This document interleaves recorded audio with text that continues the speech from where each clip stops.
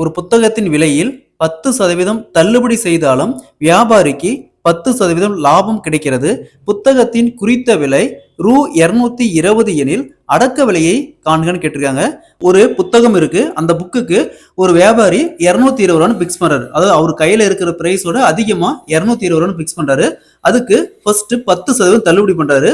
அப்படி 10% தள்ளுபடி பண்ணாலுமே அவருக்கு 10% லாபம் கிடைக்குது. ஸோ அந்த புக்குடைய உண்மையான விலை என்னன்னு கேட்கறாங்க. ஸோ இதுக்கு ஃபார்முலா குறித்த விலை ஈக்குவல் டு 100 பிளஸ் எவ்வளவு லாபம் வகுத்தல் 100 மைனஸ் எத்தனை % தள்ளுபடி இன்ட்டு அடக்க விலை. இங்க குறித்த விலை 220 சொல்லியிருக்காங்க. அப்போ 220 ஈக்குவல் டு இங்க 100 பிளஸ் லாபம். அப்ப 100 பிளஸ் 10 110 வகுத்தல் இங்க 100 மைனஸ் தள்ளுபடி.